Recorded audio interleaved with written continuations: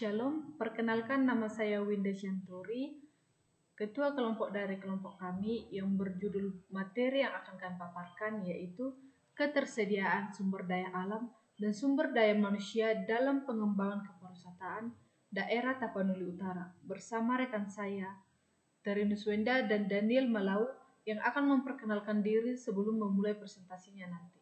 Sekian. Shalom, saya Terinus Wenda. Sebagai pemateri pertama, saya akan memaparkan dari sumber daya alam dan sebagainya. Sumber daya alam adalah segala sesuatu yang berasal dari alam dan bisa dimanfaatkan dengan baik oleh manusia untuk berlangsung hidupnya untuk jenis-jenis sendiri. Sumber daya alam itu adalah yang bersifat diperbaharui dan tidak dapat diperbaharui.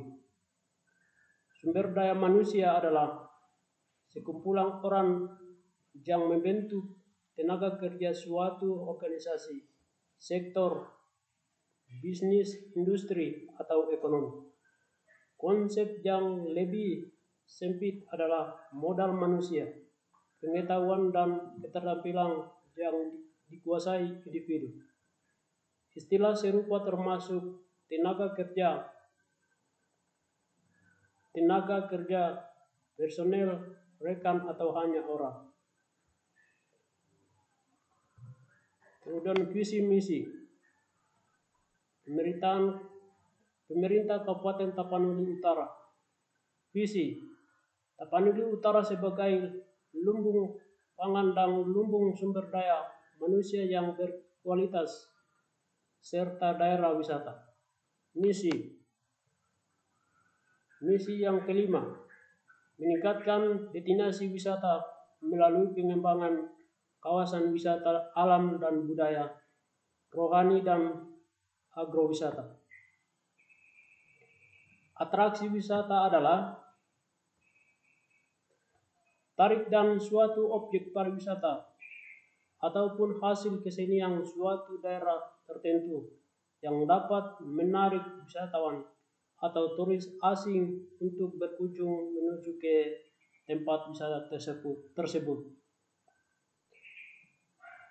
Amenitas adalah sebagai fasilitas pendukung yang bisa memenuhi kebutuhan, tiga dan keinginan wisatawan selama berada di destinasi.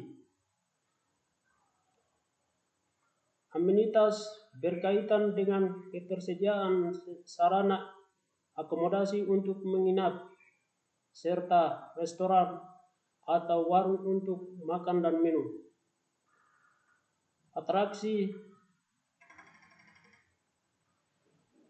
Aksesibilitas merupakan ukuran memudahkan lokasi untuk dijangkau dari lokasi lain melalui sistem transportasi. Ukuran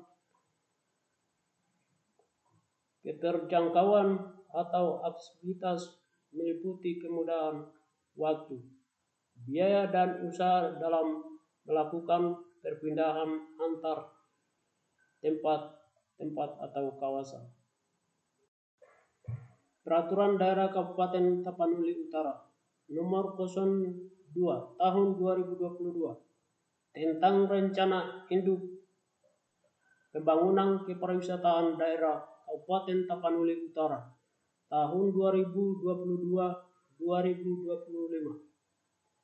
Daya tarik wisata.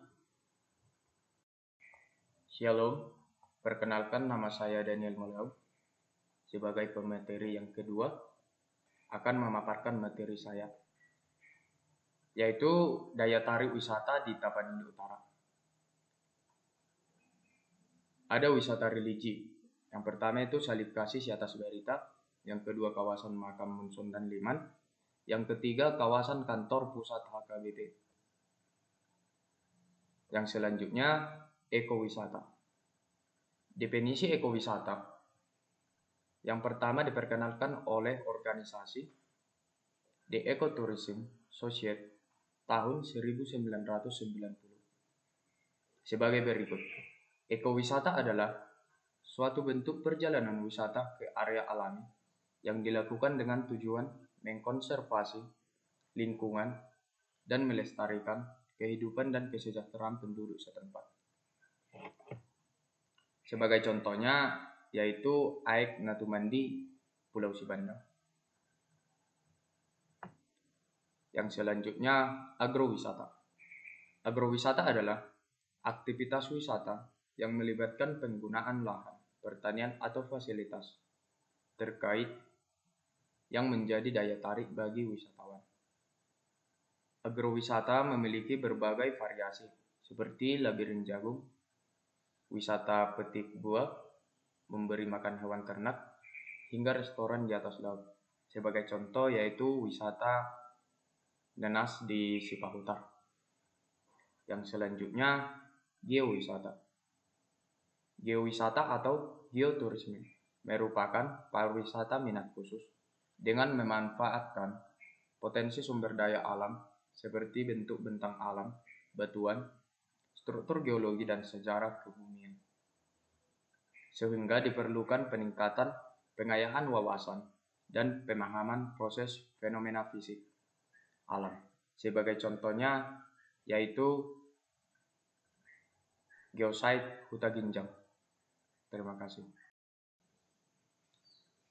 Saya Winda Shanturi akan melanjutkan materi yang akan kami paparkan, yaitu berjudul ketersediaan sumber daya alam dan sumber daya manusia dalam pengembangan kepariwisataan di daerah Tapanuli Utara.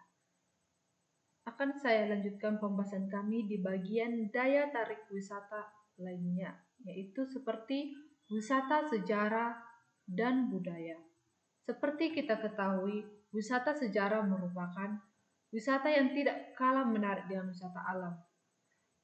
Wisata sejarah ini mengenang atau mengingat hal-hal lampau, baik itu sejarah adanya kota, sejarah museum, sejarah terbentuknya daerah, dan sejarah-sejarah lainnya. Sedangkan wisata yang berbasis budaya merupakan jenis kegiatan pariwisata yang menggunakan kebudayaan sebagai objeknya. Pariwisata jenis ini dibedakan dari minat-minat khusus lain, seperti wisata alam dan wisata petualangan. Wisata berbasis budaya ini misalnya Tenun Ulos dan ada juga Kampung Ulos. Uniknya daerah Tapanuli Utara merupakan daerah yang rata-rata penduduknya memiliki kegiatan menenun ulos, dan ini bisa dijadikan salah satu ikon yang sangat menarik untuk ditampilkan ke wisatawan. Selanjutnya wisata kuliner. Wisata kuliner ya jelas kita ketahui itu tentang makanan dan minuman khas.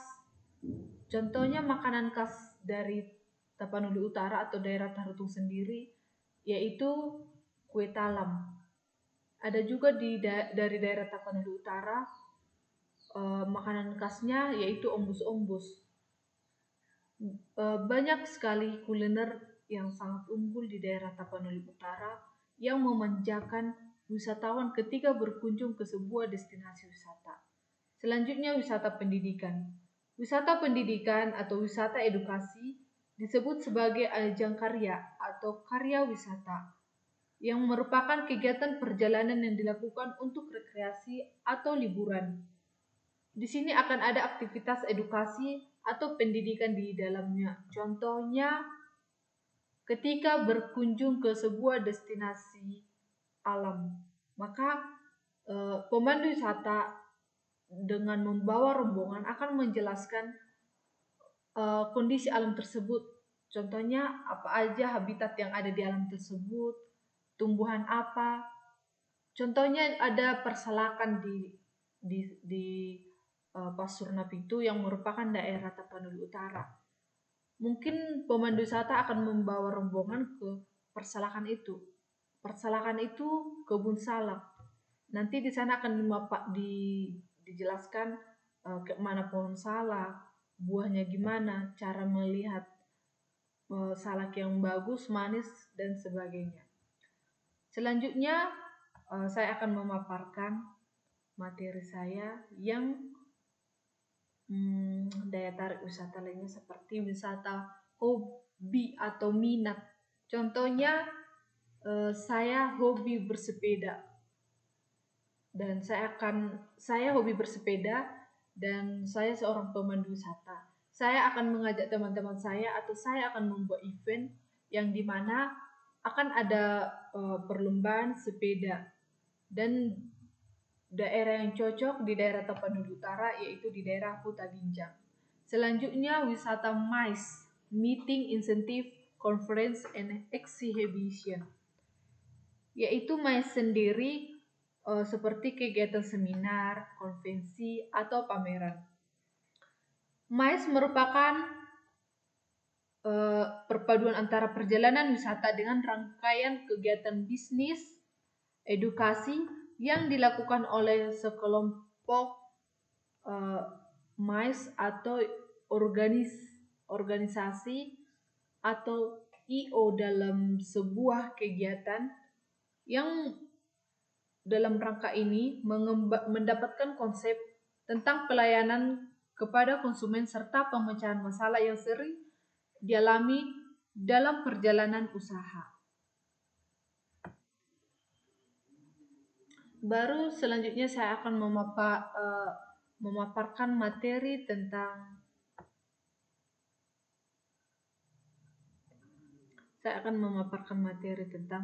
bagaimana mencapai sumber daya manusia yang kompeten, berkualitas. Pemerintah Kabupaten Tapanuli Utara melakukan upaya seperti melaksanakan berbagai pelatihan. Contohnya, pelatihan pengembangan sumber daya manusia pelaku wisata dan ekonomi kreatif. Yang kedua, pelatihan pemandu wisata arung jeram. Yang ketiga, pelatihan pemandu wisata para layang. Keempat, pelatihan pengelolaan homestay atau pondok wisata. Yang kelima, pelatihan peningkatan inovasi, higienitas, dan sajian kuliner di destinasi pariwisata. Dan yang terakhir, sosialisasi sadar wisata Parekraf dan Disbudpar. Di sini maksudnya di sini Kementerian Pariwisata Ekonomi Kreatif dan Dinas Budaya dan Pariwisata. Harapan dan keinginan dari pemerintah Kabupaten Tapanuli Utara adanya sebuah universitas kampus yang dicanangkan seperti Utara, yang memanfaatkan kampus ini sebagai sumber daya manusia untuk mewujudkan pariwisata yang unggul dan bisa maju dan bersaing.